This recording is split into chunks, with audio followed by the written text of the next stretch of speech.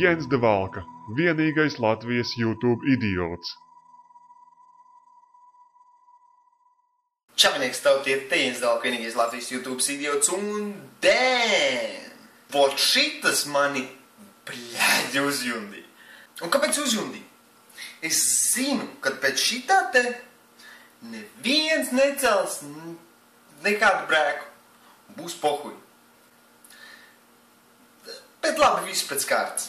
Tātad, Delfi raksts, kur es linku iemetīšu apakšbiksēs, bet raksts ar nosaukumu sekojošu. Pārāk zemu algu dēļ Latvijas ministri nevar pienācīgi apģērbties, uzskata deputāta Siliņa. Pirmām kārtām, es uzskatu, ka Siliņai ir jāuztaisa tā kastrēšana vai kā sauc sievietēm, ka nogriež.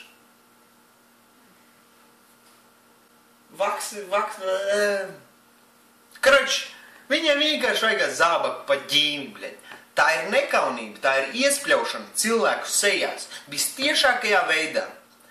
Ja jūs pa 1000 latiem, plus mīnus, neieiesim sīkumos, bet ja jūs pa 1000 latiem nevarat atļauties apģērbties, lai deputāta Siliņa uzjautā cilvēkiem, kuri saņem 300 latu algu, kuriem ir rēķini, kuriem ir veca mašīna, kur ir jālabo diezgan regulāri, kuriem ir bērni, kas jāsūta skolu, un vēl paralēli tam ir jāapģērbjās. Ja nu kaut kur ir redzama nekaunība, tad nu šitas jau ir pārākajā pakāpē. Šitas ir reālis pļāviens katram Latvijas pilsonim, nepilsonim, katram iedzīvotājiem Latvijā sejā. 1000 lati. Tai padauzē vēl nepietiek nekaunības pateikt, ka viņai pietrūks naudas. Nu, protams, ja tu gribi Calvin Klein un bļeļ visus tos smukos brendus un Louis Vuitton somiņu, tad, protams, nepietiek. Es pilnīgi piekrītu. Bet ja mēs to rēķinam, kad tev, kā ministrei, vajag tādu Calvin Klein, tur drēbes vai, nu, es neesmu speciālists, es pats esmu kā apģērbies, huis ņim. Bet, ja deputāti uzskata, kad vajag paaugstināt algas, jo viņi nespēja pienācīgi apģērbties, pērkot brendu drēbes, tad to vajadzētu arī ierēķināt iztiks minimumā. Iztiks minimumu, un tā vajadzētu sastāvēt no nevis vienkārši parastā apģērbam, tur apmēram tik un tik lati, ja? Bet konkrēti nosaukumu drēbes, brenda drēbes, telefons, sakaru un mobilais telefons, reiķinam konkrētas reizes iPhones, tad arī iztiks minimumu reiķinam pēc tā. Kāpēc sanāk tā, ka cilvēki, bļeļ, saņemot mazākā iztiks minimumu, var izdzīvot, bļeļ? Te nahuj saņem cilvēks 10 reizes vairāk kā dažs labs Latvijā, 5 reizes vairāk kā kaut kāds vidusmērs, 3 reizes vairāk kā tie, kas uzskata jau, ka viņi normāli saņem, un vēl pietiek nekaunības spļaut cilvēkiem šitā te sejā. Cūka tu esi un padauza, bļeļ.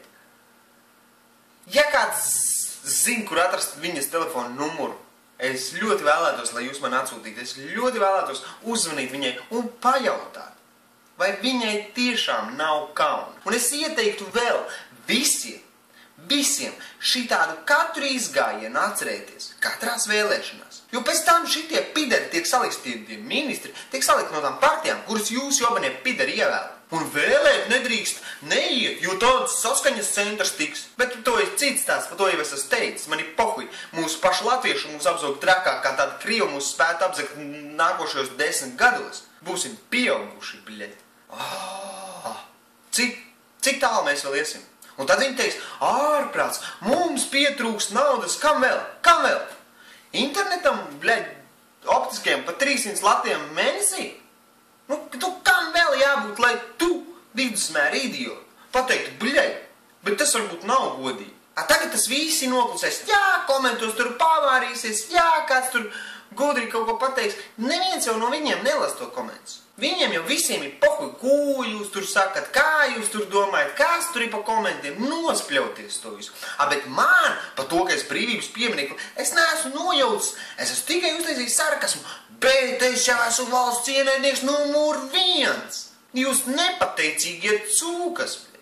Kā tie, bļeļ, ministri, tā cilvēki, kas šito te palaiž garām. Vot jums ir pohuj pa šitās te visas nianses veido to bezpredēlu Latvijā. Un tikai tāpēc, ka viņi redz, ka viņi var tikt cauri ar šito te, ka viņi var šitādu huņu ļepnut, un viņiem nekādas atbildības par to nav. Ka viņiem nav kauna nekādas sabiedrības priekšā, tikai tāpēc viņi tā turpina darīt. Man viens ļoti gudrs cilvēks pateica, kad Hitlers nogalināja ebrejus, kas arī ir vesels stāsts un tie cīpari, vai tiešām viņi bija tādi un tā tālāk, bet nu labi. Tad, kad Hitlers sūtīja žīdus uz nometnē, kāpēc viņš tā darīja? Tāpēc, ka viņš tā varēja. Neviens viņu neapturēja. Viss, kas notiek, visu to dara, tāpēc, ka tā var. Tas nebeigsies. Viņi nebeigs, bļeģi, sev skrūvēt algām klāt, mums skrūvējot nost un paaugstinot to nodokļus. Kāpēc sanāk tā, ka jobanīs zaķis var izvairīties no nodokļu nomaksas? Un pēc tam teikt, jā, atvaļojiet, es tiku pārprasts. Bļeģi, kur tu suka tiki pārprasts? Tu gribēji, bļeģi, 9000 ietaupīt. Un kas pēc tam notiek? Viņš tikai atdod naudu, viņam nekādu sodu neuzlika. Pamēģini tu nesamaksāt nodokļus. Citiem cilvēkiem, ka paklausās, dēļ kaut kāda lata vai diviem, vai kas saliek tur sodus un kas tik ne, un viņš dēļ kaut kāda smirdīga lata samaksā krietni vairāk. Un tāds deputāts zaķis var tikt sveikā cauri, tāda ministra var teikt, reiz mums pietrūkst, bļeģi, trebē. Vai nu suka staigājiet formās, kas bija ļoti labs komentārs. Jeb aizvarat mutis, jeb paaugstināt cilvēkiem algas. Un tad jūs varat arī sev paaugstināt. Ja es dzīvošu labāk, man neskaudīs, ja jūs dzīvojat labi. Man neskaudīs. Bet jūs nevarat, bļeģi, teikt, redzi, mums jāsvalk jostas, kamēr jūs paši, bļeģi, riet kā sukas. Es esmu dusmīgs, šitas arī viss. Tiksimies nākošais, pazūd no šejienes. Čau!